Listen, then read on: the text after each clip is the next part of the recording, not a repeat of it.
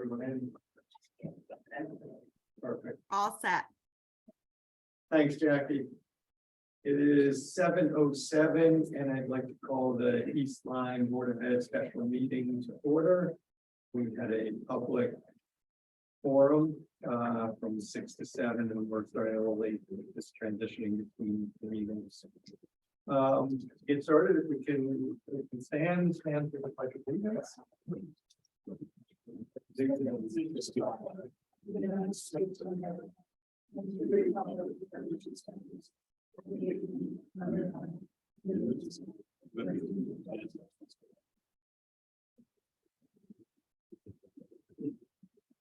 Okay, this meeting only has one agenda item. We kind of flipped public, because we just had the public forum, we moved public comment to the end. So we can move right into discussion about the proposed budget, and we wanted to discuss feedback from the public forum as well as any other thoughts that opening remarks or. No, nope, I can just skip right into. Is there any anything that you think anyone wants to start or question? I don't know, just because I have a question, that came to my attention. On page 8 of the line item budget, it's clarifying, it's because it was, we have made it very specific that Board of Ed members who don't get paid. But there is a line item that says Board of Ed salary. I just would like clarity, because I know we don't get paid, and Support of that salary hourly is it's basically the support salaries for the meetings. So clerical salaries for the secretary and for other support staff. it's sorry, it's page 8 on the line. So yeah, Yeah, no, that's a great, just so Can that you it's. change the terminology?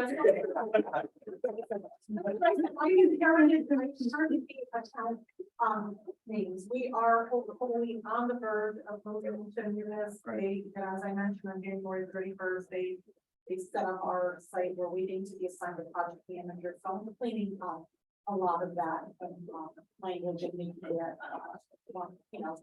current to.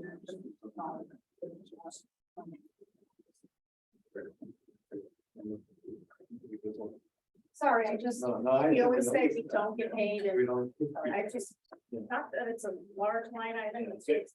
No, it's clarifying. In that case where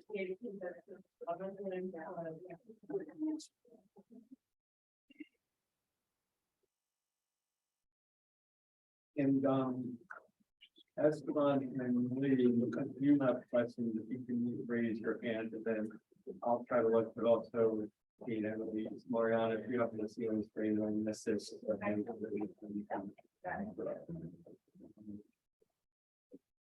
You might, your mic, Phone's not working.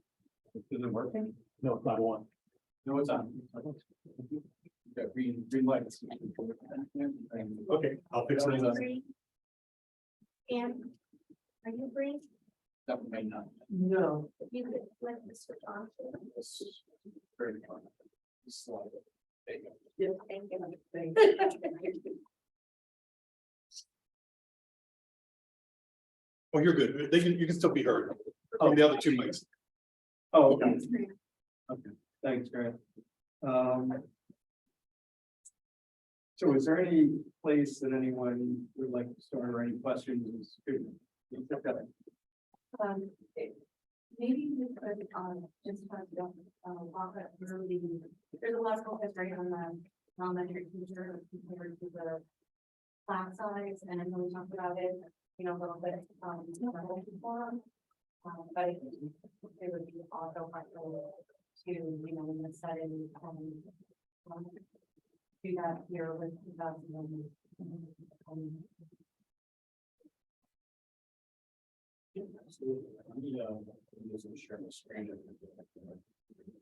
And in particular, because we share a few.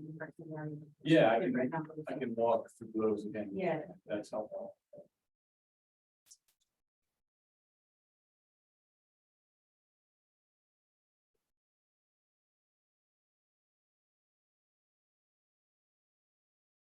So this first slide here, was the original proposal, looking at the class sizes and, the reduction, you can see on the far right, the numbers, reduction, taking, two, positions out of Planning Center, and two positions out of planning, which equates out to the total. There would be a wash, but it will be now back in. And the concern here was, the grade, 3 at Niagara Center, referred by that. At the forum, the 22.5, that's involved in the guidelines for grade 3. And then we do have the concern with, grade 1 at Flanders 2 at 19, it's just one tip above the guidelines as well, so that's important to know. And then grade 4, it's within the guidelines, but it's, Daniel, why don't you just give us a little bit of, just a little bit of background on that grade 4, just issues they've had over the Yeah, last couple of years. so that, Onto the mic. Just the needs, we know there's some great needs, within that, sorry. So that cohort of students, obviously all cohorts have been impacted, but that group with the pandemic has had, quite a lot of challenges over the course of the past 3 years. There's a high level of special ed students in that cohort, as well as students with 504s, and then those students also in our tiers, so tier 2 and tier 3. So there's just a lot of needs in general. Also, when we look at our benchmark assessment, and we've seen how that cohort has progressed over the course of the past couple of years, there are just a higher number of students that are, not moving at the same trajectory as other cohorts. So in general, just a group of kiddos that has really needed more support for the past couple of years. Has that group experienced larger class sizes throughout its career? I would have to go back and One of look. the years they did. I believe they did as well. I think it was the year prior to my introduction. And that we added a helper in that class, and there was an option, and the teacher actually was part of that choice. If I recall it correctly. So yes, it's been a popular. Right, and then last year, because of the concern from the previous year, that's why we had an additional teacher to support that group. So with these numbers, we would go add and keep that additional. Thank you, appreciate it. So it just gives you a snapshot of what the numbers would look like if, we reduced, or moved for positions. This next, slide is if we cut that in half, and reduced by 2, staff members, and put 2 back in, we would obviously in Niagara Center attack that third grade, bring that 22.5, down, and that would put it at 15. And then also Flanders attack the 4th grade, bring the 20 down to 23. That's with 2. Then if you went to, you just cut 1 FTE, you reduced 1 FTE, you put 3 positions back in. Same thing at NCS, no change that really gave, and then Flanders, we looked at grade 1, which is the higher number, so we attacked grade 1 and grade 1 potentially. Yeah, now, things could shift between now and then where Showman maybe decides she sees a fusion, uptick of another area or the grade level, maybe this is moving, but at this point, that's what. And then if there was no reductions, but the 4 positions back in, 2 at NCS and 2 at Flanders, you can see, but we had the 1 grade 3 at Niagara Center, 1 into K, which we put down K's numbers as of right now, based on what we know for enrollment, 11.7. Same things in the slide. And then it was just important to know that, if you left this intact, what was concerning was, now what your needs numbers are on the average higher than the schools, and that's something that's important to us to work with those lower the issue of the needs of students. So if you put 4 back in, you would shift and take 1 to Niagara Center and 1 to Flanders,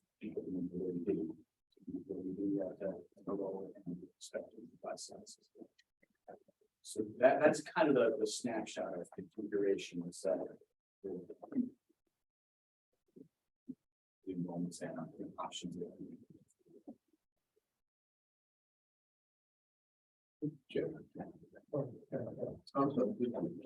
I had a comment, but you go first. So, Jeff, these are actual numbers as of today, that, These are actual numbers as of. okay, Yeah, we updated the records. and historically, what do those numbers look like at the start of the school year? Do I mean, would you say more often than not, they average out, more often than not, they go down, more often than not, we take on a few things? Yeah, I mean, I haven't necessarily, there are waves, but for the most part, they overall have gone up, have ticked up. There's no kindergartens always that high. Just no, run into years, we need to put in 2 positions 2 or 3 years ago to help offset. But it's just it's a lot. Some good about. So first, I just want to note, the class size, commitment that we put into place. And when we had done it, why we had done it, and we had done it for this very reason. It was to, really commit to having small class sizes. I was the one that brought it forward. Some people liked the idea, some people didn't like the idea. Lots of districts do not do what we've done. Because it could, as if I can quote someone, could come back to bite you. Because that's where sometimes people take from, right? Where we can go higher, we can put more students in the room. But then you lose, I think, quality of service and care, right? So it's this balance. That's nothing new, and you can see that in other districts. So I'm very proud that we put that in place. And again, not many other districts like that. It has been very difficult because I didn't think population changes. We have an incredibly large rental base here. So it fluctuates, and for the years that I have been here since 2012, I can recall and predict that numbers will change. I do expect that. And then when the first of the year starts, that could be about 2 weeks beforehand, and then we will be into the first start of the school year. That we've seen changes where we had to go down, right? And shift and make changes to meet the commitment we made. Having in 3 elementary schools, I think also brings in a challenge. However, you noted LED, right?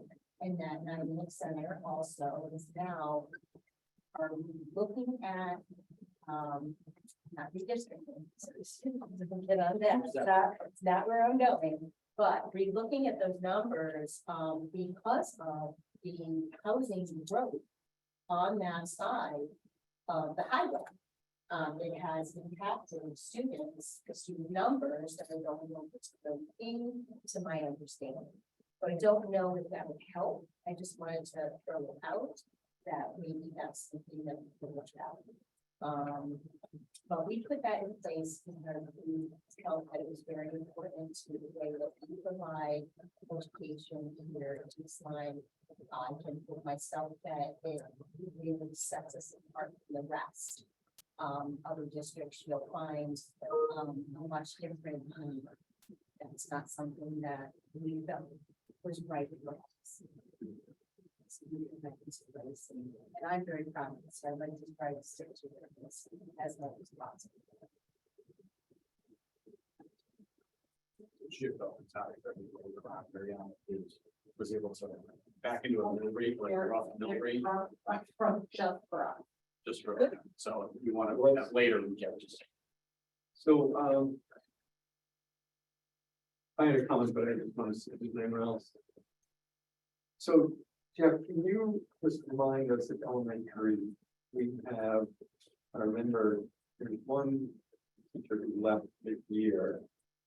That we have one permanent sub in that role now. Yeah, right? Correct, and we have, Harry Lloyd was a 1 year, the rest of this year. Right. Yeah.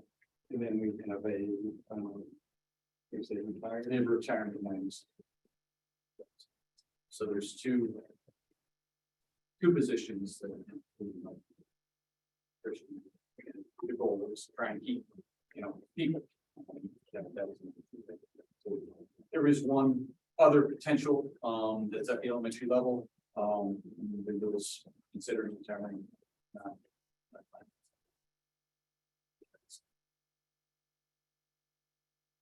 Exactly, so I'd be interested in other people's thoughts. When I looked at the no cut option, we're actually below their guidelines in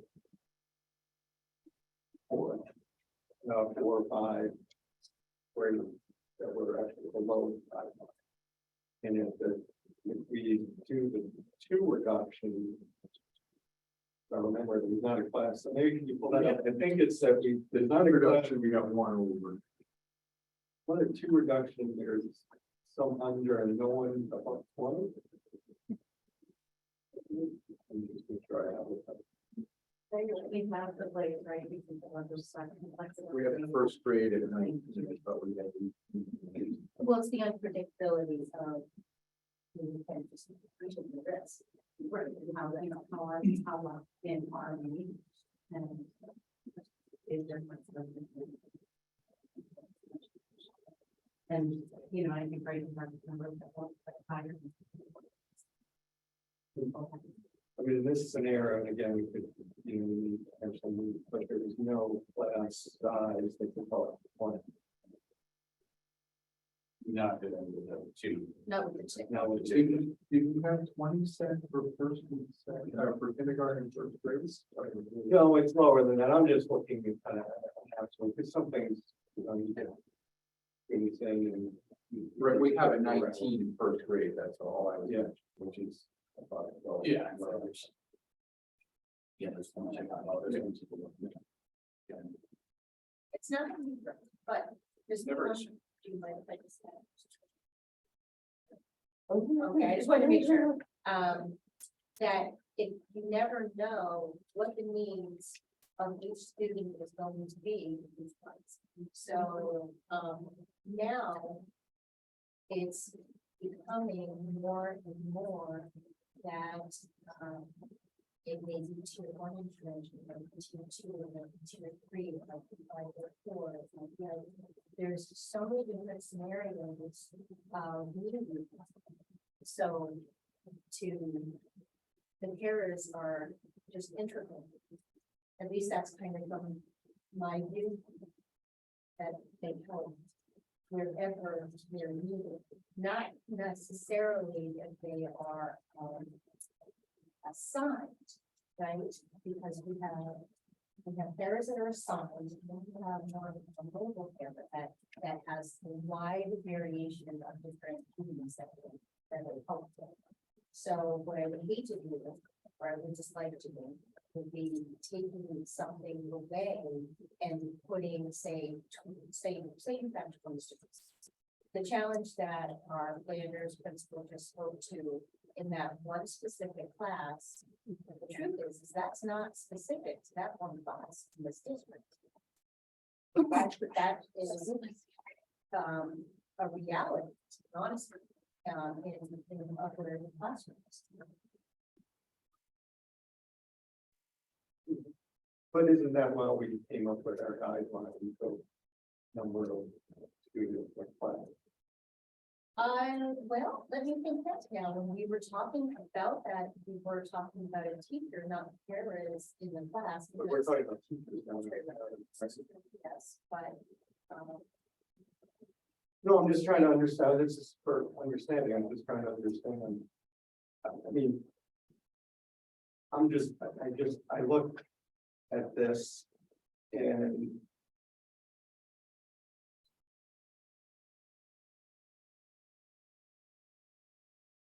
I look at this and scenario, and I definitely want to hear other people's thoughts, but if there's a scenario where there's no teachers will lose their job, which is good.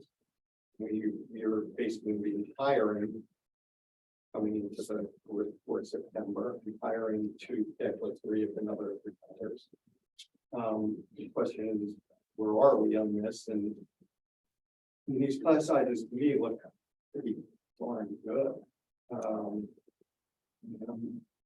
Be pretty happy with some of this across the district at these numbers. But if others are not, it's not one that I'm. And this is one I'm interested in. The hill to die on, thank you. I have the expression, but I don't remember the full thing. Yes, thanks, Kate. But I'd be interested in people's thoughts. So it's not a thought, but it's just a scenario. So you have I'm assuming the green highlighted, the gray highlighted ones are the ones that are below our guidelines, right? Those are where you put the step in the packet Okay, and make it that, yeah. so we can have a perfect year next year, right? Where every student gets what they need. Every class has the number that they need to achieve the quality education. But we could have a year where there's 18 kids at Lily B. Haynes are the most perfect cohort in the world, right? But then we could have this 16 kindergarten, 17 kindergarten dynamic center where there's 8 special ed kids who need paras and 101 and 504s. And that 17 then becomes way too many kids in kindergarten or first grade class, and it should be cut down to small class. So I guess what I'm trying to figure out is if we do reduce to, is it two FTE proposed reductions? This slide, yes. Okay, so what happens if we get that class, like we did a couple years ago at Flanders, where we put in extra pairs because we couldn't get teachers? And then we're looking at this budget all over again. Like we did last time. Okay, you don't. We kind of always worked off of what we have, or what we know. It's kind of that snapshot in time, which is, they don't know. Will occur. I just want to keep reiterating my concern about the review because, I have a lot of feedback from every staff member. I've pushed to give them my word that the whole work hard to keep those class sizes lower than it's just a different. Well, shift the little piece there.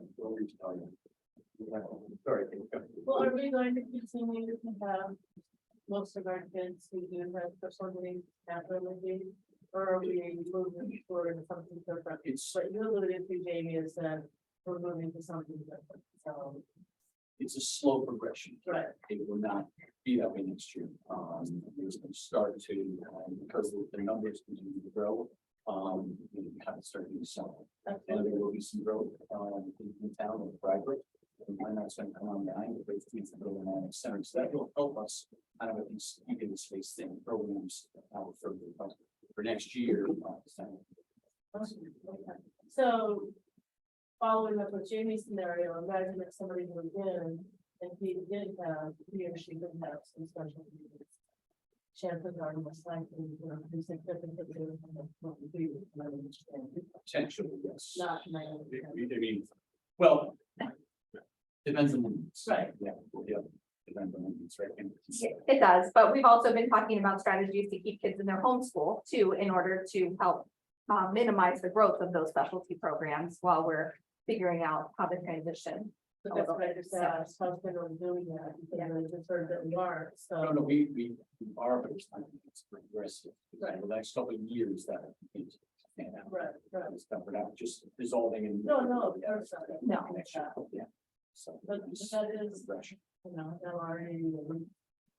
That is LRE, that is the law to do that, so that is the. Yeah, No, no, you can that's have them good. in one school, you can keep them there, you can, you know, that's perfectly legal, it's just, if you want this. That's the biggest thing. I really believe. So I just have a question about the space that we're leaving. I know that this was brought up at one of the public comments. The prior, when they're created, the learn, right, learn. And now that learn is not there, that used to be a revenue. But it wasn't revenue. Is there space there that you can utilize, or is there an issue with space? There is now, in Chicago Ruth, I think almost every room in that wing now is being occupied.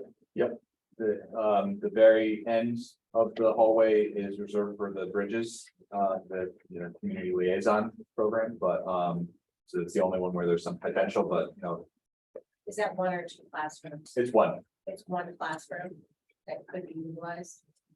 could be, yep. So bridges is something that is utilizing space. Per grade, right? What's the school?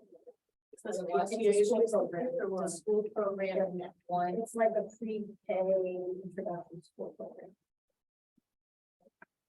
I don't know how to say this, or I don't know what's. So it's an educational program that we're going. I don't know. what it is, It's like for early learners, so they can get an introduction to school, each other, parents, it's like a resource, not for parents and students. How big is that? How many kids were? They hold community events. So the pre-K part is how they started. That's how And trying my kids went. trying to get community connections so that we find every possible kindergartner before they're a kindergartner and give them experiences in connecting them to the school community.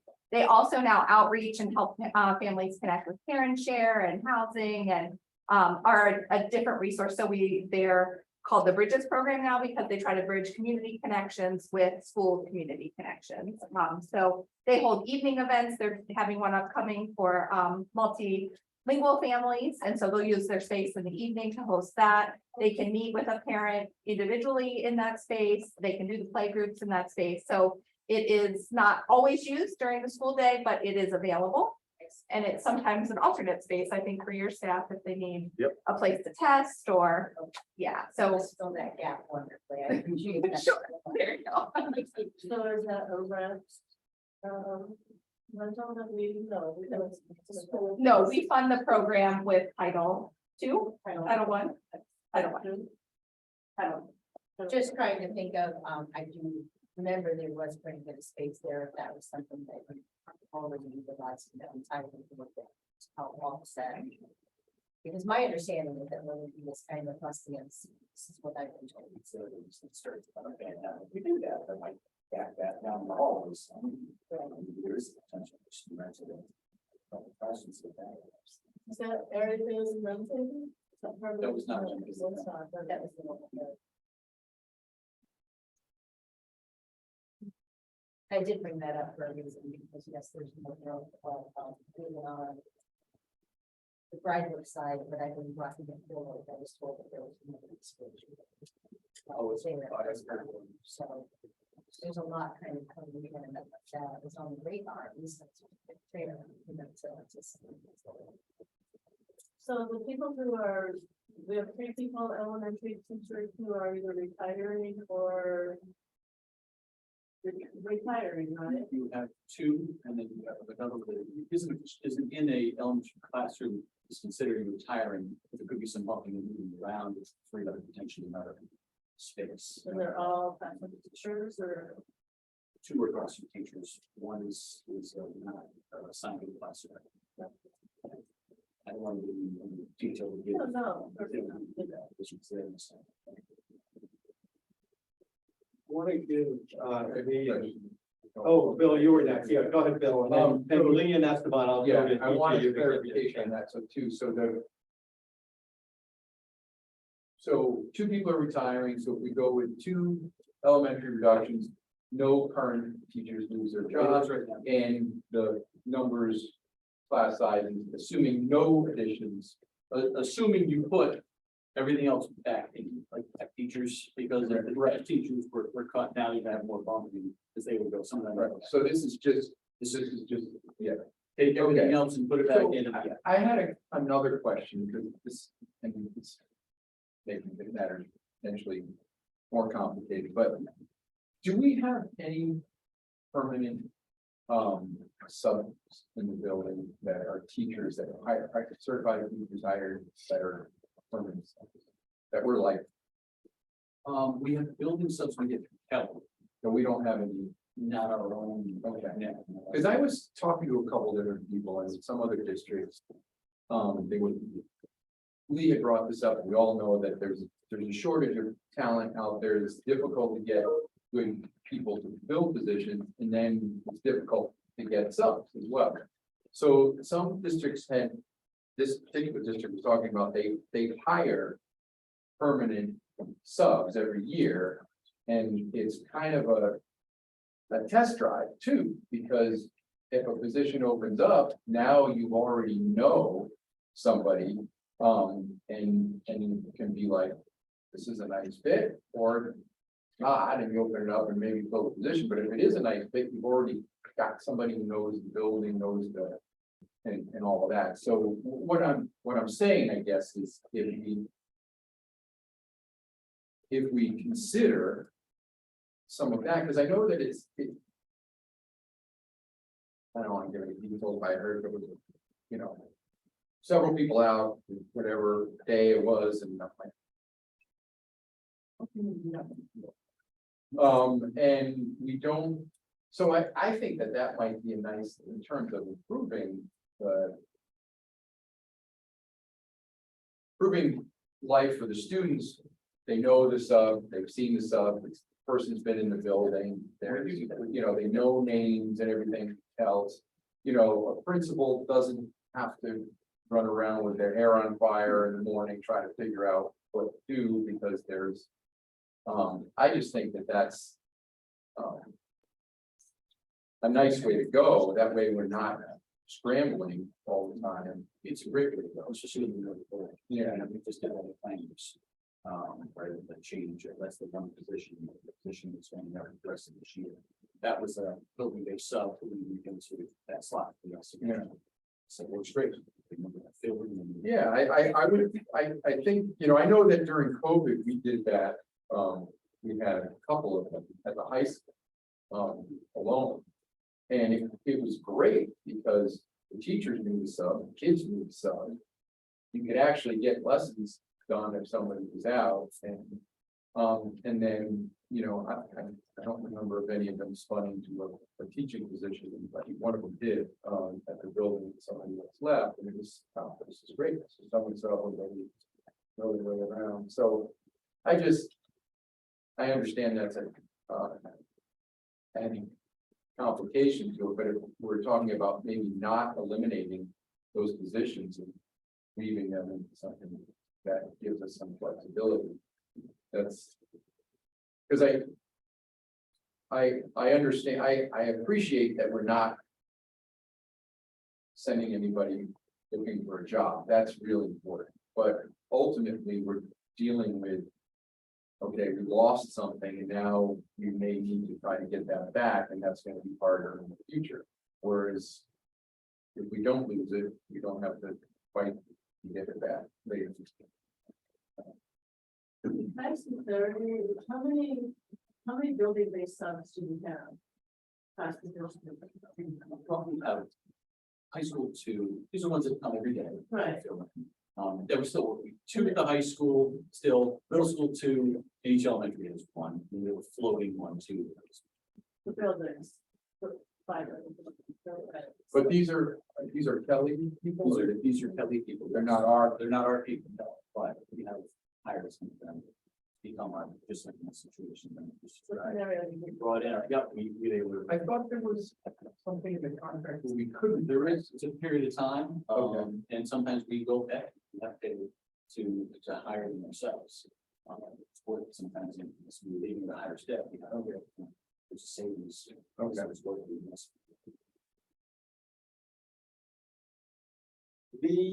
And then that's probably if you'll make one. Yeah, definitely. Bill's last comment just like hit the nail on the head for me. One sec, please hold on one sec. There's It's okay. We're just getting a little bit of cross talk. Okay. That's all. Okay, go ahead. Lee. Cool.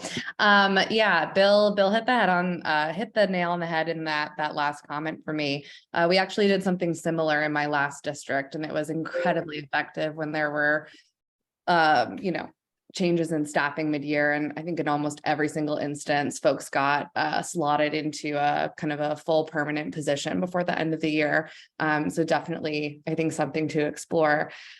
Apologies if this was already mentioned, the audio has been a tad choppy. I think my biggest concern is around, I just want to make sure we're not anchoring in those K numbers right now and making decisions based off of those current numbers. I know I have a bee in my bonnet about this, but we know that the needs of our kids are just increasing and increasing, and the external talent pool for educators is decreasing rapidly. And I think in the next few years, we're going to see a bit of a talent crisis. And so for me, I feel pretty strongly that we should do whatever we can creatively as a district to keep all of our folks in district with us next year. Thanks, Lee. And yeah, and the kind of going along that last comment that Lee made about the kindergarten numbers, specifically looking at the one for Flanders, it does seem, and I'm sure you have a way of calculating that, but it seemed a lot lower, comparing, like we're estimating 32 students, but the rest of the classes are like 50 students or so. So that worries me that maybe we're underestimating how many students. Like I know I have a incoming kindergartner for next year. I know talking to a lot of parents and that there's quite a few. So I don't know if where you're basing your numbers and like if they have already enrolled or not, but definitely that worries me that we're estimating for 32 and then we end up with 40 or 50 and have to scramble to hire a teacher last minute. So just that's my only concern right now. Thanks, Esteban. So maybe let me see, I think what I'm hearing from the teacher piece of this is again, we're not voting or anything like that, but the no cut scenario seems like that's the one that most people are at least currently thinking of. Now, the objections to that, thinking. So I think the other place I think we wanted to talk about, Kristen provided those projects. That has come up after that. Did anybody want to, is there anything? Anybody have any questions on that list or anything that's in those the project list? Just at that. We sent it.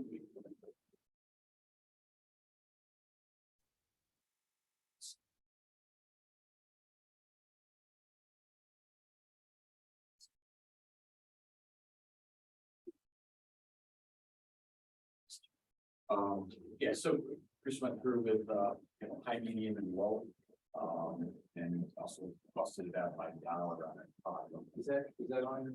I just said, yeah, I don't think it's out of search. It's in the way the link of I can share it. Yeah. You would, we do that? share it. Yeah. You want to share it? Yeah. Do we want to read the All right, Chris, we started talking about the project. I just was saying, how you broke this out by high, medium, and low. You went through each one, made additional comments on the side. It's a little tough to see what else there, but if anybody wants to do Zoom, obviously you can go with the list. I mean, Chris, I don't know, maybe to give an overview, and then if you want to dive into this, I'm more than happy. So I said that at the bottom, Chris, you had provided a breakdown the costs of the high, medium, and lows. So, and you want to add to that?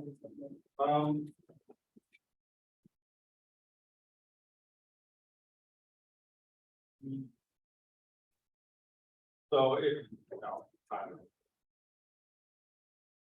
So if you're looking through the list, I think you may wonder why some things don't into the categories they did. I tried to put comments to why I labeled them as such. Overall, again, it's not a large amount of money. There's a bunch of projects, you know, it adds up to 187 in there, but as you can see, we've already tried to pull out a couple things, and I think there's a couple we try to pull out more that I thought had been moved already, so we start to take those other items out, we get closer to, closer to 100. So again, it's not a lot of money, it's for projects that we can do with our own staff. Or do with a local contractor, doesn't take a lot of design effort. And as explained, I explained to my wife the other night, it's a very wise woman, how said, well, we had carpeting request about carpeting. She said, well, why do you have that on there? I said, well, imagine you renovate your house and you put it in a new furnace and you put it in a new island in your kitchen. Because I got this before. People come over, do they want to see your new furnace? Probably not, but you want to show off your new line. And sort of the same thing with once you start maintaining buildings. Somebody comes in, public comes in the door, and maybe not the educators, because particularly in this setting, we're talking about possibly cutting somebody, but the rest of the public comes in the door, they come in maybe once a year to see the school, they come for a function, they may come to see the drama club, or go to see the athletic. They walk in the door, they have the best equipment in the boiler room possible. But if paint's peeling off the walls or tiles peeling up or it just looks terrible, what impression are you giving to the rest of the public in town? Are we maintaining the buildings properly? Are we spending their tax dollars properly? So there's a mixture of both the really important things and then some things you might consider that are just window dressing, but they're important in a different way. And it's not always obvious to somebody when you look at it, it's only carpet or it's only paint or it's another thing. So I would just share that perspective as well. And I'm willing to answer any questions you have on the individual. So on here. Can I just add to, I mean, I get a lot of feedback from the community. And you can imagine on the conditions of, our buildings, what people see, and, you wanted to look in for kids to walk into those too. They want to come into something that's like a home. We all do. So. I have a question, but I think there was one for the middle school, cement, for the extending the cafeterias and that was low. Can we use our food service funds? Is that possible? I don't know. I don't think so, it's because it's beyond, I would say it's beyond the patio. So it's where the patio ends out to the curb. And it's also if you're going to the school after rain, recess area. Yeah. We're trying to fix that drainage too, so I would say technically, honestly, it's outside of what I consider. Okay. And the reason we're looking to get it done, is, Mr. Coombs, he said, the kids drag mud into the hallway after. And we do have a very long-term drainage problem there. Candace, I saw Candace.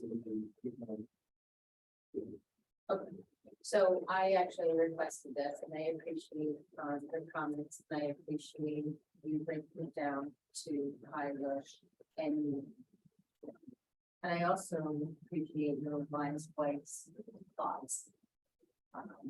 The reason that I did that was because when I looked at as a board member to cut a teacher for 17 or 18 positions. I'm not gonna lie, I'm desperate to find other savings other than the direct impact on students. And I come with 100% authenticity. Sometimes I'll sprinkle some sugar on it prior, but I have no apology for asking for a breakdown.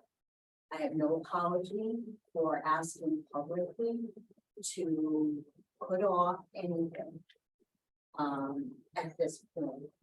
And if someone wants to say to me, publicly or not, that Candace Carlson is kicking a can down the road, okay. Okay. For this budget, I can say, all right, I'll do that. And I'll wear a little patch that says that I'm willing to do that. So whatever we can hold off on, I would like to hold off on.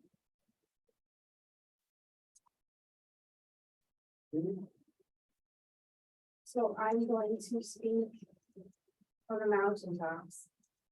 That I don't want to say any of this. Part.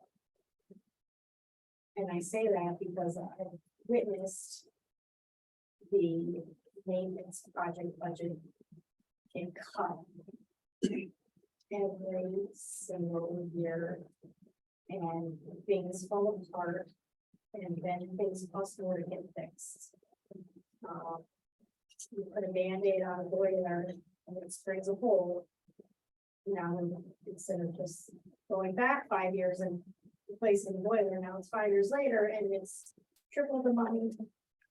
Got supply chain issues and it's taking us forever to get out one of the markets. The putting off of maintenance has been detrimental to this district. We've seen that with the elementary school. When we did all the elementary school places, repairs to the elementary school, because I'm having just renovated them, we did lots of repairs. And you've seen that here at the middle school and high school had a wall separating, we just fixed the wall and didn't actually fix what was causing it. I hate seeing us throw a Band-Aid on it and then it costs us triple in the future. I have a hard time with us not taking care of the buildings that our students are in.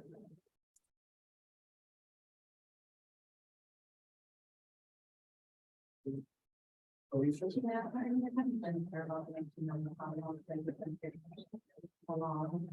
But I did see the sheet presented to us. It's 6 pages long, I don't have the ones. I do like the prioritization approach and the strategic use that you have as well. External community, we have to keep them around. But to staff and students and that it's working in the building. But I also, noticed that the prioritization, the high of the profits, right? Is the level of those numbers. And I think when you prioritize doing in timing, but these things that you're suggesting these things get done sooner than later. Not necessarily. Okay. So what does timing? So the vast majority, well, half the money, I think, or well, more than half the money in my bucket is for those low cost money set aside for Asian schools.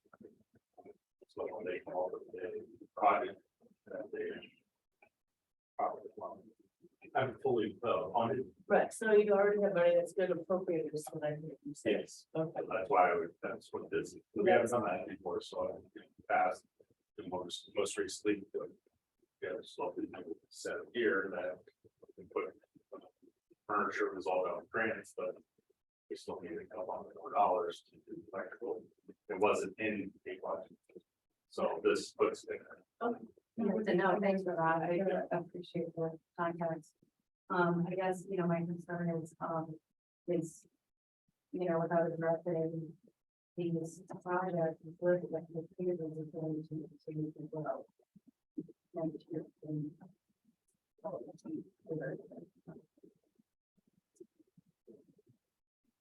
And I concur with from last, Jamie, and what you said about this. My husband and I have a project in our house. Keep up with that.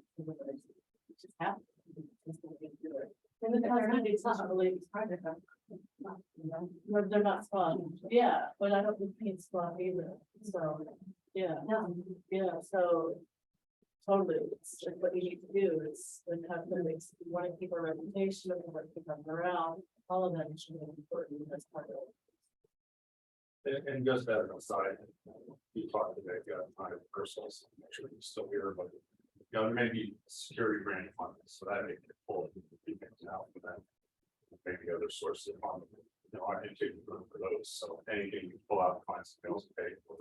We will always get that. Thank you. Just a clarification, what's in the? When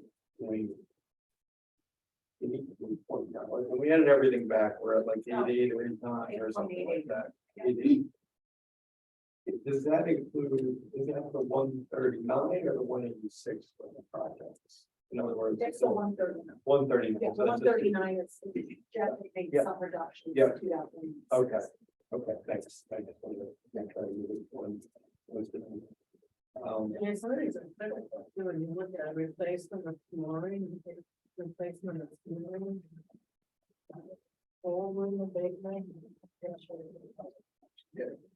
That's the only one that jumped out at me, that Colton's been there for 100 years.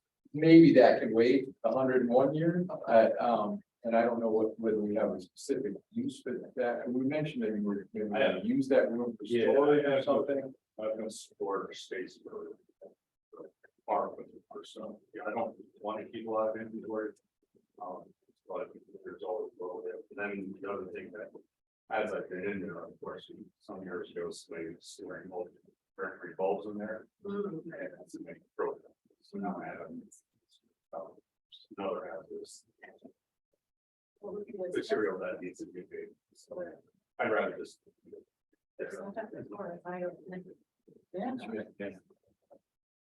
I want to give Lee and Esteban, do either of you have any thoughts on the projects that you wanted to add?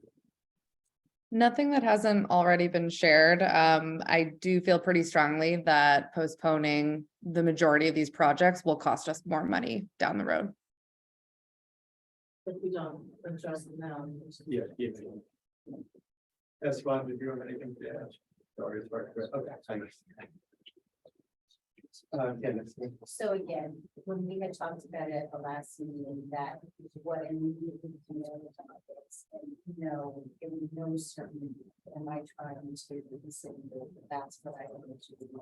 Or take a look at properties or anything of that nature. The whole point was is that if you can save the money there, instead of paying the teachers, it may be something to look at. Versus not. And yes, I.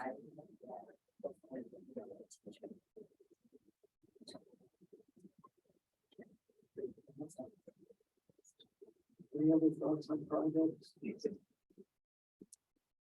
So we'll go to one more topic and then I'll see if we can wrap up. Thanks, Chris. The last is the healthcare funding. So we have currently in the equity is 12%.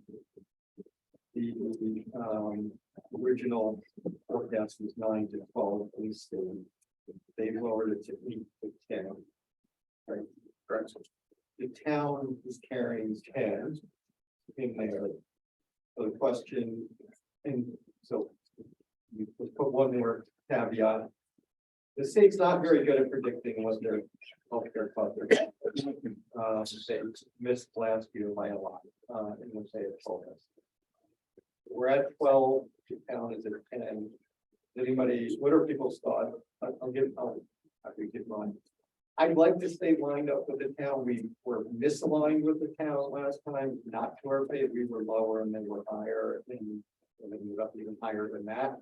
I do like the idea that whatever we have in our town budget, it's the same, because we're using the same healthcare plan. So it's one's not going to be higher than the other. So that's my personal preference is if the town's going to use 10, we should use 10, whatever. But I'd be interested in other people's thoughts and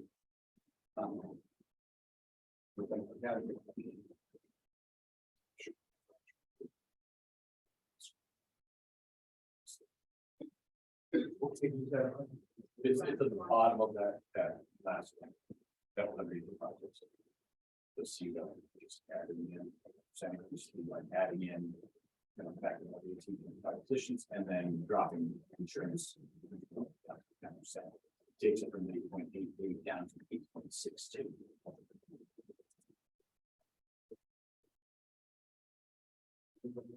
Oh, that's okay. Oh, So I would feel comfortable going along with the town, I'm concerned that it might bite us. No, I think that's just valid, but I don't know, that's just going on. It's like, so 1 year. Putting the rest of it, we used, we will obviously use the same estimate that we typically did last year, and then we did it. But what happened when the estimate being higher than we as a town, both town and board, we got revision and appropriation together. So if that has, so that's been the same code, it happened. If I have to go back and look, it's like 18 or 19. When it happened, we got it, and we did some measure. Yeah.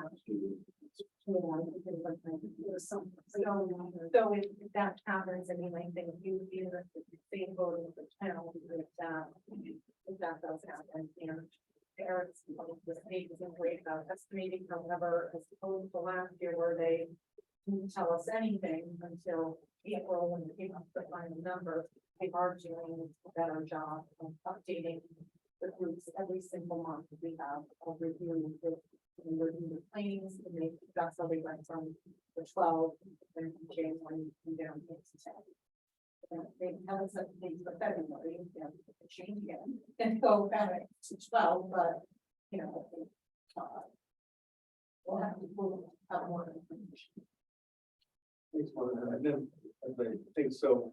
There'll be a February forecast and then a March for before we present to the Board of Finance. Not sure about, so there'll definitely be one in February. April is when they typically come out with the final numbers. So in March, they might not have a forecast. I'm not sure. But if they did, there's some way we could adjust and present prior to presenting to the Board of Finance, because they could have said that's what they wish Yeah. we did last year or something, but I don't know. How we could- Yeah, I don't think we can, once you guys vote for your budget, it is then, close to the board of select, but they just hold on, and they can't change it. The Board of Finance would need to change it. Okay, would have- so it's something we could mention in our presentation. It wouldn't be that we officially change it, but in our presentation, I could say, Right, that we'll watch. or that if they come like March, let's say they change and say, oh, it looks like it's 9 to 12. In our presentation, even though we wouldn't officially increase, we could say it's 12% would be an extra few $100,000, whatever it would be, and the town would say the same thing. Correct. Because we won't be having that same discussion during the presentation. On that, I mean, I think, during the period of the. You're gonna be doing around whatever. You guys are so. No. I think it's interesting that the number is less than what they originally projected. And for those reasons, I think. And also doing.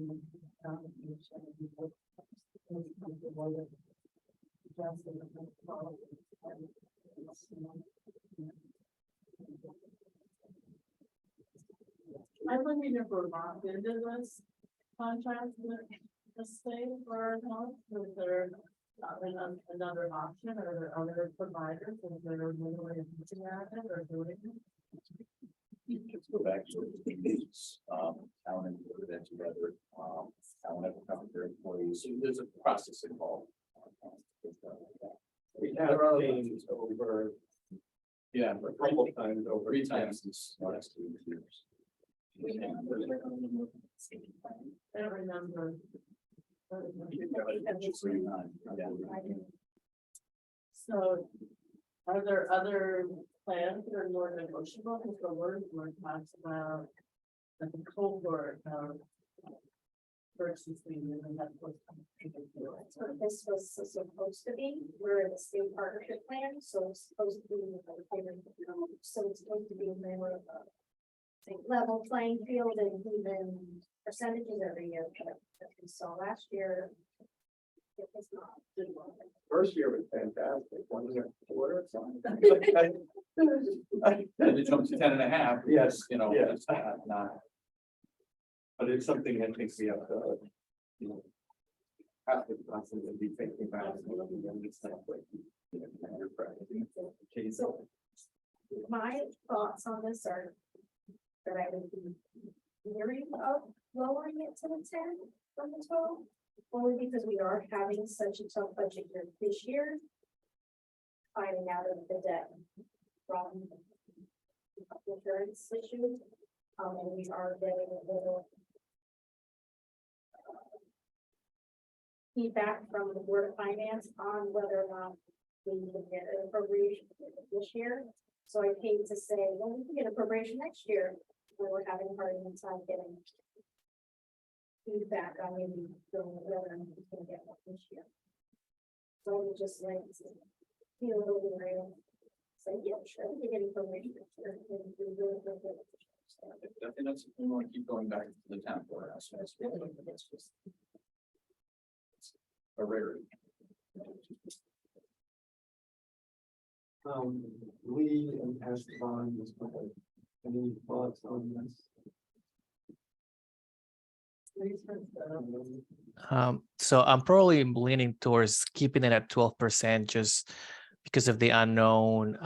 And definitely to have that, you know, once we present to the Board of Finance, and at that point we'll have a little bit more clarity, hopefully, on the estimate, so we know that if they send back to us with some cuts, we can work with that if the estimate is really lower. But I would definitely be more leaning towards keeping it at 12% for now. Thanks, Esteban. Yeah, I'm inclined to agree with Esteban on that. Although I can argue a case either way. I know we all can, but I'm leaning towards keeping it at 12 for now. The benefit would be is that we did it with the 100%, but it didn't go. So it's 2 big ones. So to play it safe. So.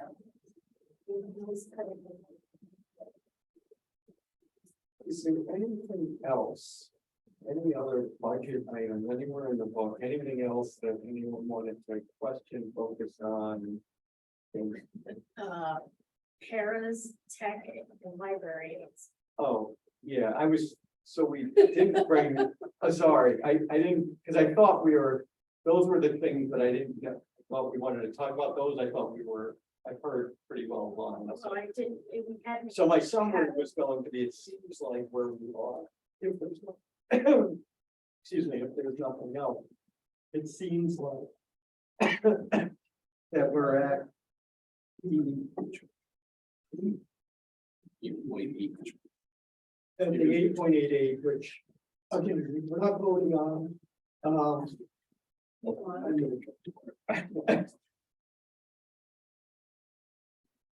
Bill rate increase at 8.88.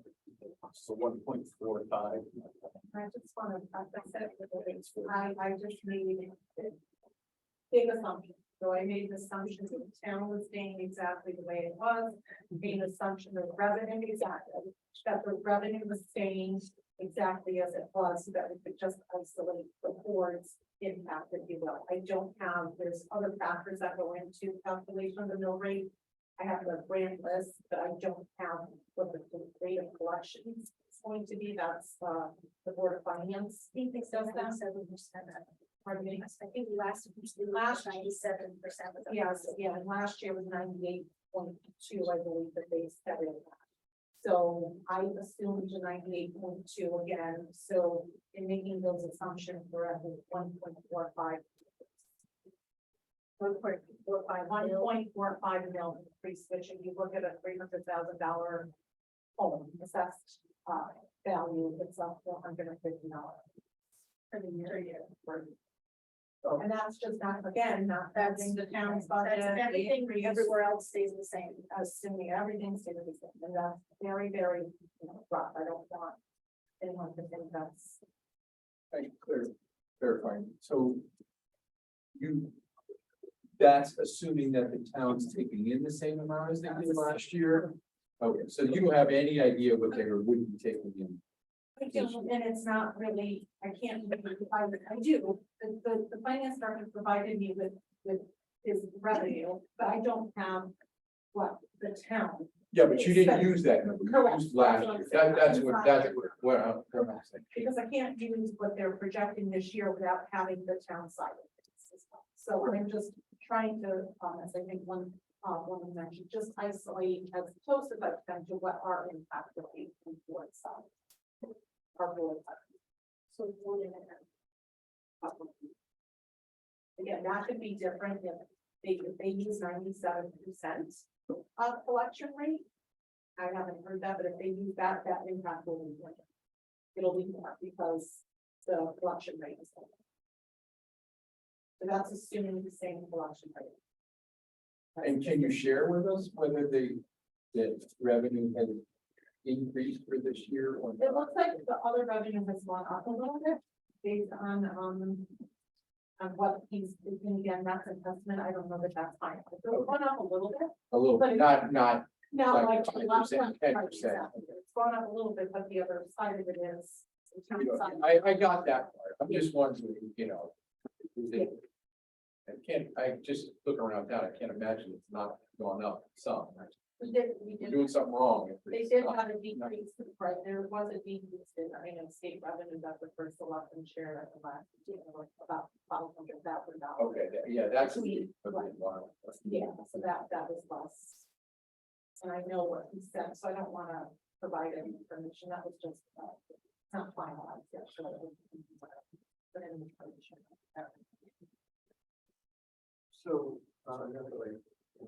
So, so what I've heard, and again, so in terms of process, we'll do, public hearing in 2 weeks from tonight.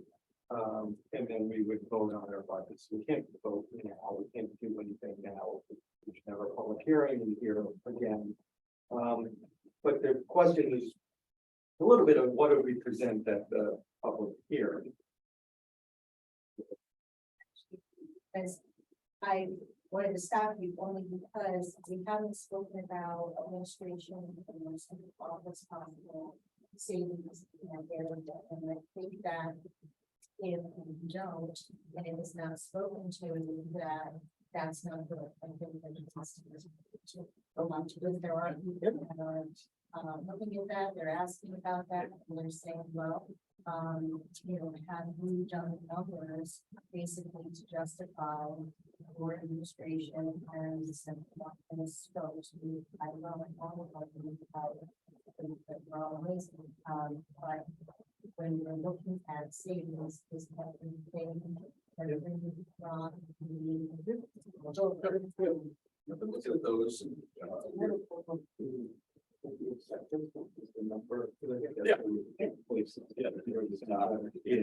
Now, the catch-all with this is the fact that, nothing is apples to some 6 districts laid on the table and some have different size schools, configurations. So, some of them also have, curriculum supervisors, which might have a element to, might not. So they categorize them sometimes with their admin pool, without their admin pool. If we have 2 special ed coordinators, other districts, maybe not. So our total is 17.5. Now that's everybody. Some districts that we can look at site and we can research, and they're all over the map because they don't recognize, some just recognize they're certified. They don't recognize they're directors. So we're falling, just in phone calls and research, we're falling right in the sweet spot of where we should be as the district. Others are sitting around 15, 15, 17, Berlin 18.8, Brantford 19. Again, not apples to oranges. And, you know, these are trying to get the same enrollment size in school configurations, like Stony, for instance, another pretty comparable, but they go on the school. So we're sitting, see, if we kind of see, we're right in that sweet spot of where we should be administratively. I would not recommend the reduction of the administrators, it's going to be more issues on the staff. Most of the time. And we all have heard of social media. And what the administrators have to deal with social media now. And it's an example of things that happens in the weekend between two students. Inappropriate pictures shown, it blows up. One kid sends it out to 12 others. Now that becomes a bullying investigation, comes into the schools, and now I'm having spending 2 days interviewing kids, making a phone call to every parent of every student. It's a whole process.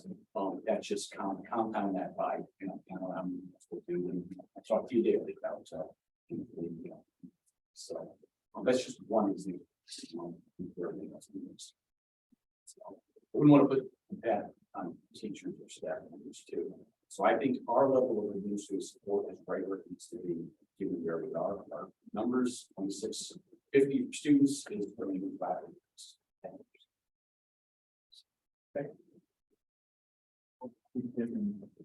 I just, because this is all hypothetical, I got your numbers wrong. Yeah, I just wanna. I just want to back up, look, so $400 and something for a $300,000 house at the 8.8. At what number is it zero? Let's say a number. Well, no, I shouldn't say that, it's a little bit. Hold on. So while she does that, I want to, on the administrator, I just want to, I got Jamie. Clarify the administration. The K-12 pathways 504 coastal, it says 0.5, that used to be. It was 1.0, correct, so that there is a small cut. That's reducing down to, yeah, but remember the athletic director. No, right, I just wanted to make sure, because that position was a 1.0. But no, we're making 0.5. We are reducing. Not to stir the pot, but is he gonna be able to do his job at 0.5 as opposed to 1.0? At this stage, I mean, look at everything and I just we're gonna wanna, absorb it. we're trying to grow the pathways in the pipeline program. I wanna make sure we can actually grow it if we're cutting the position. That's just the one, you know, have an area where it's really plus and the work to do, all and support. That was the one that we asked for the workshop. So I know what we asked for, but I just wanna make sure that if we're trying to grow it and expand it, we can actually do that the correct way with the increase. You know, the one that's not on here too is, remember, Simon, I'm an HR director. Right. Most Okay, every yeah. several districts of our size has an HR director too, so remember, we had 18.5. Okay, so conceivably consolidating at the middle school or the high school where they have three to another 2 rather than 3, that's not going, it's gonna become a double, I guess is my. I would never recommend it applying. I don't Jason or Deb. Any thoughts on if you went, Jason, you went down to having one assistant principal right now, what that would do to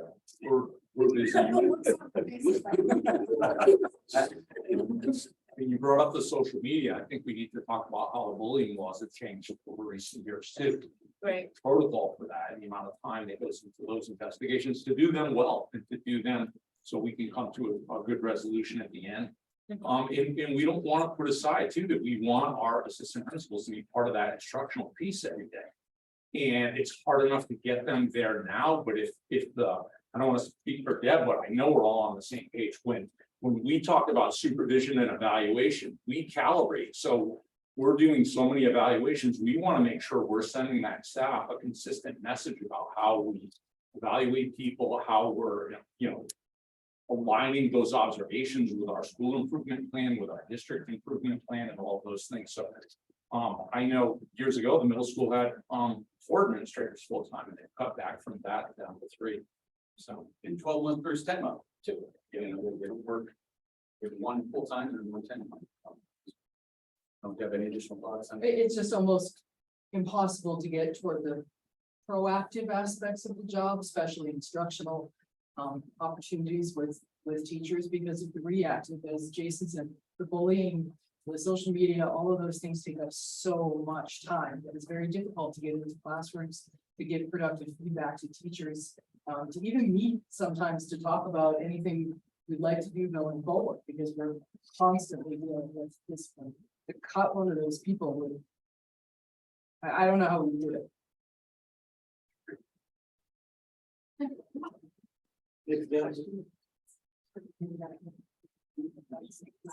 Something in order to do. But. Listening to some of the comments around. Pulling in on board incidents that are. Taking place. Can you talk a little bit about how some kind of. How is that? And I think it's. Yeah. But how is that? Trust that have a research provided. All of that. The town funds, sort of, and just divides it, he does a challenge program, and it's where you get time, you elementary classrooms. He's everywhere, so he spends a lot of time supporting our, resource center directors with, issues that like, a bridge between families, and student issues that, in the school district. So it'd be great to have two. We've been pushing the town to give us two. In an age of the need for continued increased security.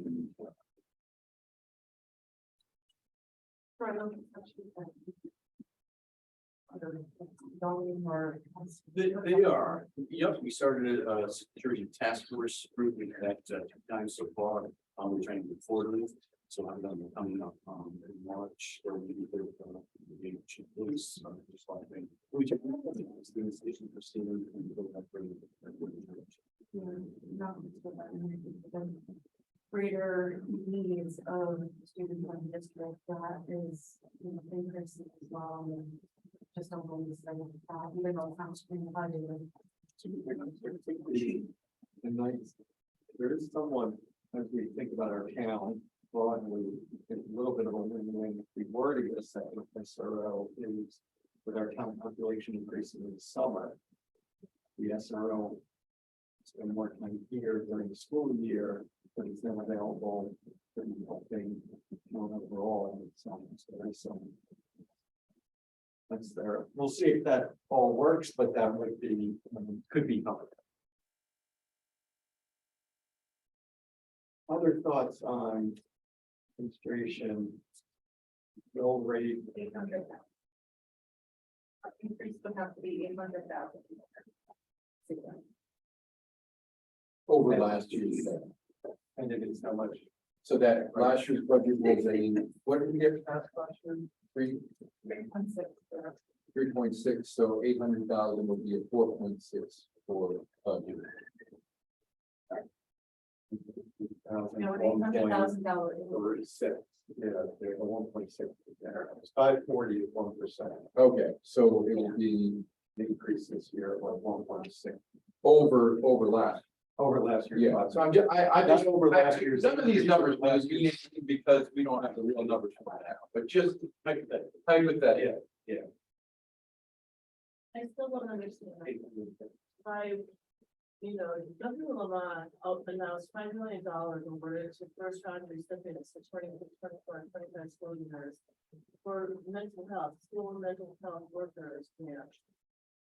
There's money out there that's available. I don't understand, I know I'm not broken record, but I don't understand why you don't apply or get these grants, like this. Exactly one of them can get. We do, we do. We didn't go in that direction. We were going in the direction of having a health student health center. We're working to get the ones in Pennsylvania Middle School. So that's in process right now. You go for those grants, hire staff, and the grant runs out too. Only hiring them on a contract with through an agency or something, there's not. I think we need to address, Service. Yeah. There's a way we can manage that out unless you fund it in the operating. if we're in a crisis post-COVID, we have to deal with crisis now, like I'm hearing from two of our administrators and I don't know what the other big thing. Yeah, that, they, I feel like it's the other thing too, that there's a building. So it's a huge theme that's recurring and we're looking at it as prices right now. I think we're living this.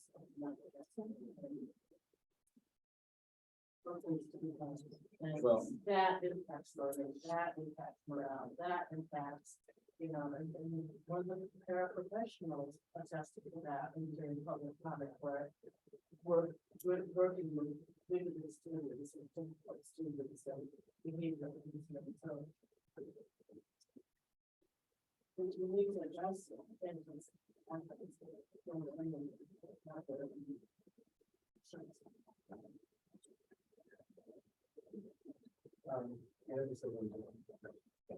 More, so if we are eligible for, you know, each type of grant or each loss that would use the help. I know that sometimes we're not eligible, but I don't know what the timelines are. So if we Try are for some. eligible, I would certainly like to go that route. I have a question on the revenue.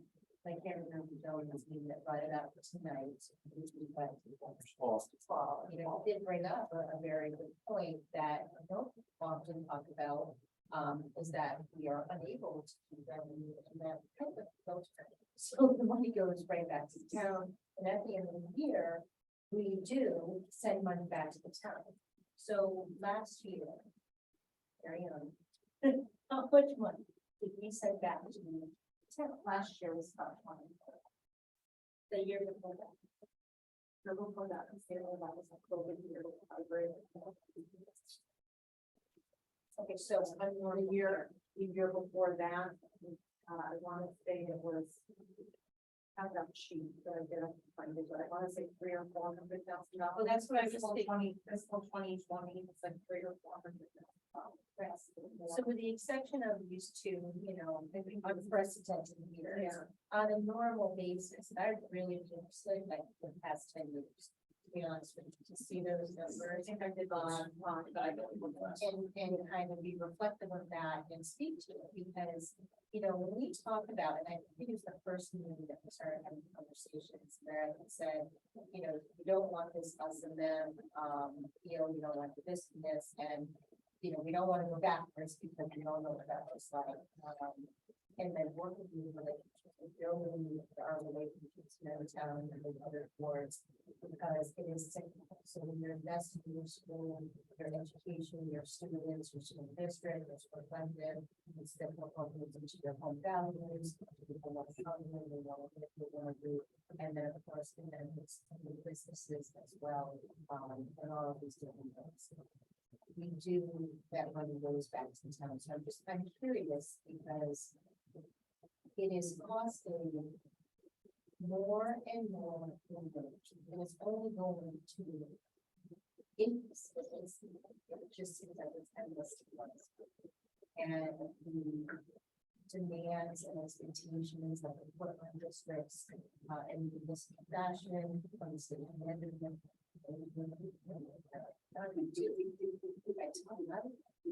Sorry. At home, it's becoming to the point where every year we come forward and essentially we do a great job of creating these budgets. That we don't have on the show. They have no fun.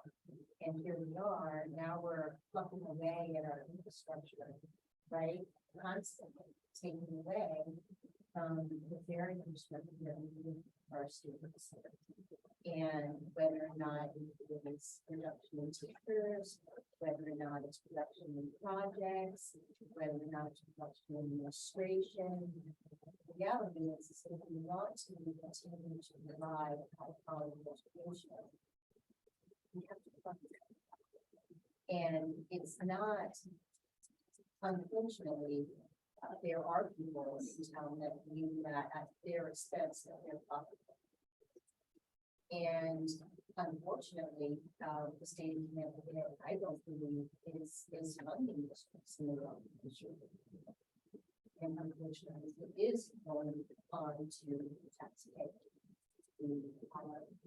The school taxes, I mean, we are in inflation, and we want to worse. But do you take the children's education? Because again, It's been anomalous. About that, something that people were talking about. whereas we were able to do that. That was something that I absolutely. Cost my foundation down the road, excellent, but that's not tomorrow. But I want to thank everybody for having these discussions about certain things that are not easy to talk about, they're not easy to bring up. It's not easy for me to sit here and pull out, well, we need to talk about this, we need to talk about that. Because that's not something that any of us want to do. I would like to focus a little bit on that. In the past, maybe 10 years, if it's possible, we can bring it to the idea collectively to make sure.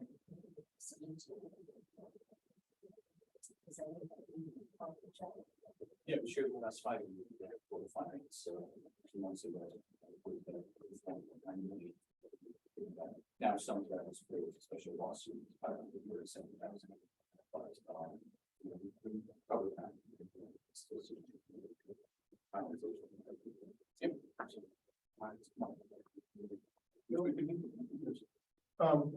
Couple things that, Kate, to your point, the grant money, I think it's important that we don't miss out on those opportunities, whether or not it's something that, you know, if you get certain grant money, want to be careful because we don't want programs to come in and out, and we lose the service. But I was looking at the budget and I highlighted something because this is an area that I know about, the Perkins grant. I looked back and in 2021, 22, I guess no one filled out the paperwork or whatever happened. We lost out on $25,000. Yeah, it was down to 17 or 18. High school didn't do it. It's back in now. Yeah, I see that we've got 25 for the last 2 years. That's a significant impact because every year it's a lot of hoops to jump through, and I understand why it's. That you can miss, it's a lot of hoops, or it's almost like you're earning $1 an hour filling out the paperwork for that, but it's something that's really had a huge impact on my space, because I know that's the only way you can get those big ticket items to buy equipment for a tech lab. Because it's not gonna end up in a $300,000 supplies budget for the whole district. You're not gonna squeeze in an extra 25,000 for the tech department. So we gotta take advantage of those grants to make sure we get that money. That's a good point. We gotta make sure we don't miss those opportunities. As far as the bullying piece, Lee and I and the rest of what AAA culture climate, whatever we are now, I think that's a big piece of the puzzle, and it's more than another officer. It's more about what's happening right here, in my opinion. We are coming together. There's a group out there that's coming together. We are coming together. We are listening to each other. To me, that is going to change what's happening in the classroom, which is going to affect the students, which is going to reduce those bullying. So it's not one officer from the town. It's collectively as a community coming together. And that's why I'm excited about reinstating this stuff, because I think it's going to help us build this relationship and morale, which is ultimately going to impact the kids. Following up with what Wally had said, for revenue coming in, I think that, you know, we lost the Chinese school, we lost the Learn program, and the revenue came from that. Then I remember Dr. Lombardo's program, the Spiral program, that was another revenue source. But also I know other districts have ad campaigns, and I don't know if we want to go down that route, but it would be having people get ads for, we used to have ads for the theater programs and for the video programs and for the yearbook and Mikey Saga. You know, those are all good spots to get. We would be willing to pay an ad in there. And it's work, but it can also be part of a project where it would be a source of revenue. I think in building community, I know other areas in the country where there's a real strong community with different businesses, different garage, different restaurants, and or interaction things that you can see like, oh wow, you know, this is sponsored by this. And that sometimes it just takes, I don't know, some public service announcement, like planted the garden, hey, when they open up, they'll say this program is sponsored by blah, blah, blah, and it takes 30 seconds. And we can do those kind of things easily. It seems to me that's something. I can't agree more. It actually works right into our goal as far as marketing, advertising, and bringing in the. And it could be just as easy this past weekend. I was at the CC's for us. So great at the store road. They had it before. That was constantly advertised. With spots for too. And then when it goes into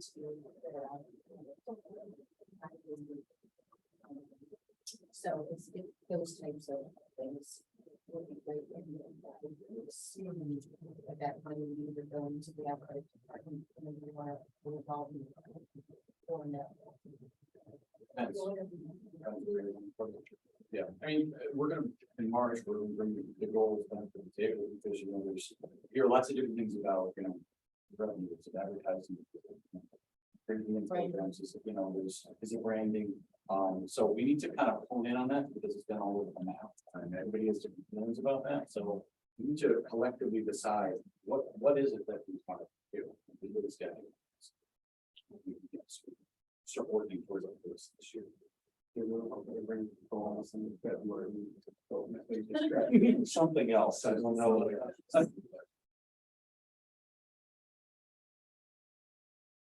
The Esteban, want to give me further. Big smiles.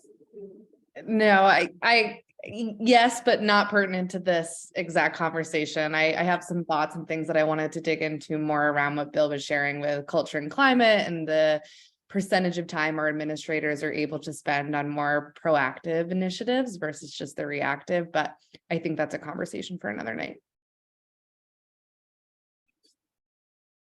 So, so we have our public hearing 2 weeks from tonight.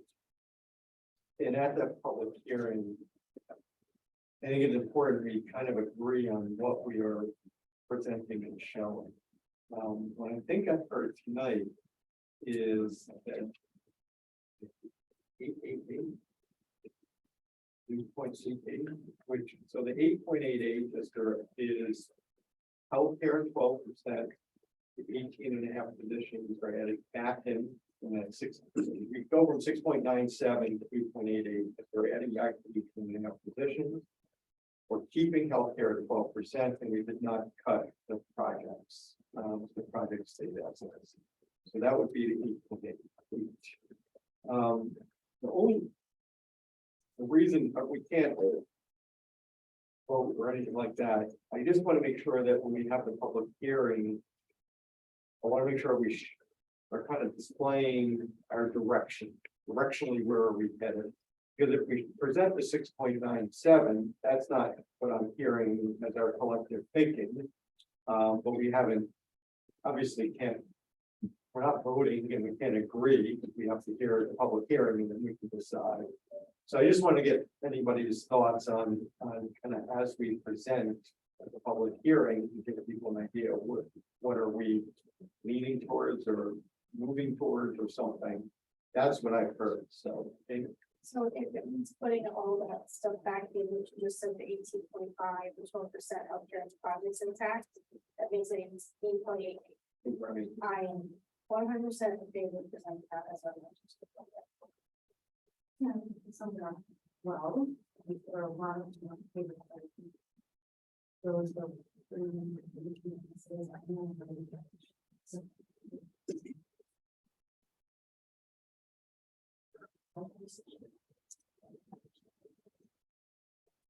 Esteban and Lee, are you okay? Yeah, the audio, every now and then the audio cuts out a little bit. So this is an important thing to agree on. Can you just restate that one more time, like directly Yeah, to the mic? Me. Want to give me another speaker too? Yeah, I can hear Bill very clearly. I would say that's the mic. Bill had like 3 mics in front of him. Oh, maybe that's why. And Esteban, jump in if you're not having issues. Are Does this you? work? Lee? Yeah, no, I'm also having issues, yes. Great, much better. Thank you. Okay. So, what we summarized is, so we're presenting we have the public hearing on 2 weeks from tonight. And at that, we need to present kind of directionally, what are we thinking? So the 6.97 that Jeff had presented a while ago, I don't think that's our collective thinking.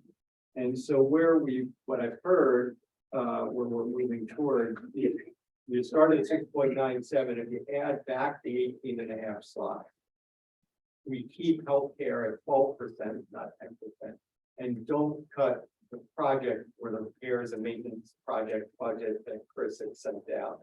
So we keep those at, so the 12% as is, project as is, add back the 18.5, we're at an 8.88% increase.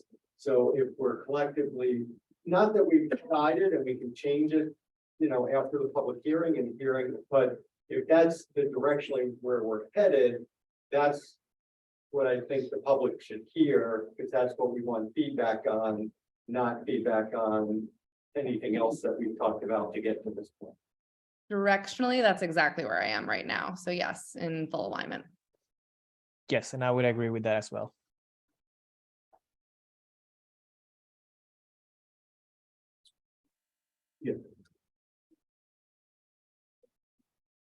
Yeah, so I can go with it, but honestly, some of those things on the project list, I absolutely need to take. They are not furnaces, they are not anything that's absolutely needed right now. On any of the facilities. And then the other things are going to collapse. There are some things on there.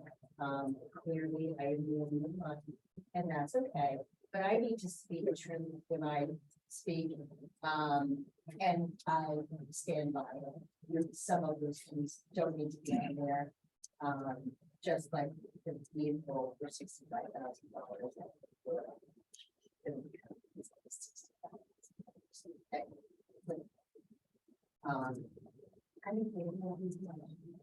Okay, and just to give everyone context, so the project budget is about 140,000. So that would, if we took it all out, I'm saying that would go from 8.88 to 8.6 to 8.62. So isn't that big of a? from our presentation standpoint, probably not much of a change. That doesn't mean 2 weeks from tonight, in our discussion, we can tweak it, but I don't think that's misleading for the public if we took out the carpeting change at the middle school or something like that. That's something at least direction. Place that. Bill? I'm good where we're at. Okay. Any further comment before we close this topic and then move to public comment?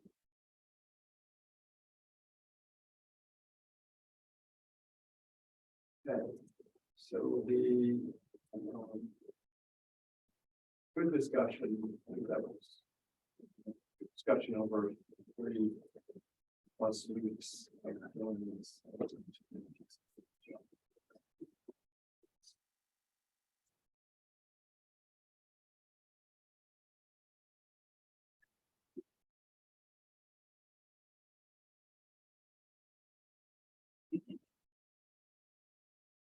Okay, so we are done with our discussion items. Can we move to public comment? I think We have two signed up. I don't know if anybody else besides these two wants to speak. you want to start with these two and then. Sure. Timothy Dowd.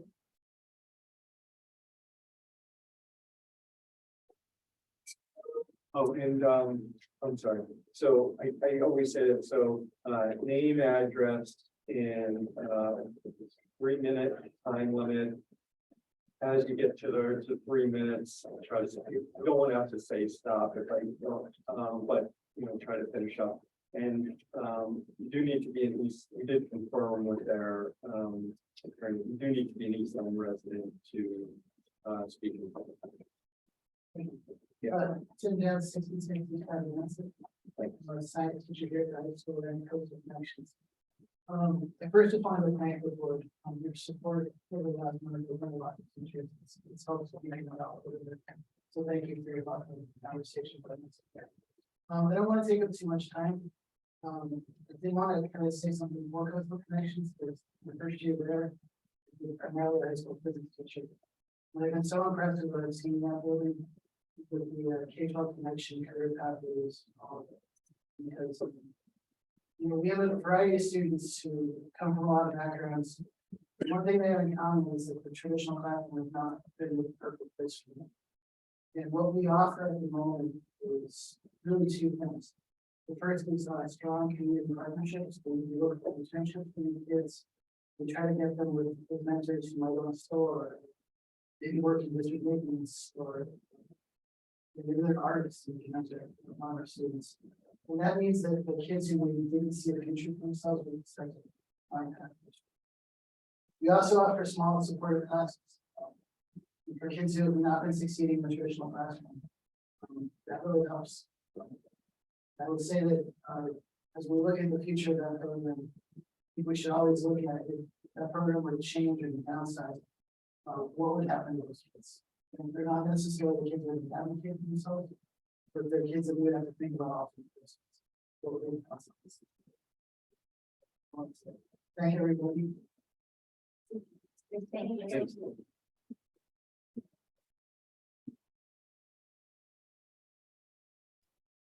The second one is Nicole Moscato. I said that right. On that, I would attend that solution. So I want to thank you guys for all you do. I hope I'm making everyone here. And most of you know, I have students that enrolled here in Eastland School, and I stand before you tonight. Like previous times, I told them about how many people know I'm not here, saying friend or my son was here last year, fighting for his support. I try not to be involved politically, but given the current situation the last few years, I feel like I can use my kids as important. So here I am tonight, there's definitely concern with the budget, specifically the budget has after budget. And so we decided to move here about 15 years ago, did our due diligence and research, talked to some people, and decided to settle here based on the school. And I have to tell you, while my kids love the school, they love the teachers, they love everything over the last few years, given the decisions that have been made throughout this district with COVID and everything else. I really started to question whether this was the right decision for us. But my kids love it, and when I try and pull them out of the school and send them to private school, they have fought and been angry. So the current proposed budget is cut 18.5 students.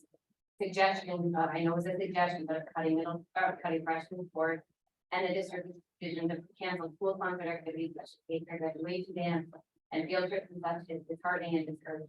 You go to the Eastline Public Schools, the first thing you see is Superintendent Newton with a statement saying we're a school system that prides itself on the work that we do to support the academic and social well-being of our students. And I ask this group and everyone here, whether the proposed budget and the cuts that we're suggesting really are affecting and supporting our academic and social well-being of our students and supporting this group. I've attached a spreadsheet, which I thought you guys got, and some of the data was in a presentation, but this PowerPoint that they're going to put out. But when I look at the data from the National Center for Education Statistics, where we look at the next current expenditure, as I pointed out on the meeting out there, if you look at I compared 5 districts, Water, or New London, Norwich, and the ones with small and size, bigger inside, full line. The last 3 years, we've consecutively scored one of the lower, at 4 or 5 out of 5 for the spend per pupil based on those districts. 1 year, East Old Line spent $4,000 more for students than So I look at that and I say, is this really what we want to be doing? Is this what we, the Board of Finance should be supporting for this type of district that counts itself on being, you know, such a great school district. Unfortunately, I wasn't able to attend last week's Board of Ed meeting in person. I did Zoom in. I tried to look at a line by line proposal, which I was unable to find for this budget, but I did look at previous one. And as I mentioned earlier, 97% of the budget's there. So as Candace pointed out, well, I don't think it's my responsibility to go line for line. I do think this board has a responsibility to go line by line with these budgets if you're talking about cutting 18.5. With that being said, I also agree with what Lee said last week, which is we're not going to find much tonight. It's already fixed. However, when I look at it, there's some things that I can't recognize. I'm hoping that this board dives deeper. The 264,000 for the DW pupil service bed. I don't know what that stands for. Or the $50,000 for the DW instructional consultant. I know DW is district wide. These other things I have no idea. Or when I look at the cost of telephones of $95,000 for telephone service for the district. Maybe there's ways to look at that and do something different. Or when I look at kind of some of these development projects for capital improvement, maybe we could bid out and get other, you know, cheaper ways to do it. In this world of tight budget increasing costs, we need to find ways to be nimble and creative in order to provide the best education for our students. As other parents pointed out last week, sports and extracurricular activity. Well, anyway, they have obviously positive things, and I know we said we're not cutting sports, but every time I look at these ideas of cutting sports, it's going to hurt me. So I just urge you as the board to try and do what everyone here has agreed upon and listening to it, and try to push get the budget that we need to support our students and keep us a district that people want to move into and support our students more well-being. Thank you. Thank you. One quick question, because when you guys do the 8.8, I don't understand what's getting cut from the 10 to 8. I know it's not getting cut, but it's because I don't know if there's a way to put that out with the, because I know that from 10 to 6.9 was cut, but 715,000 in all the others. All right. Supplies, contract. oh, okay, good stuff. It's not, because you guys could think with that back. Yeah. Hard to that's what read. you got it, yeah. Yeah, okay. Thinking of it, I'm gonna send it to them, that application. Okay, thank you. Any other public comment?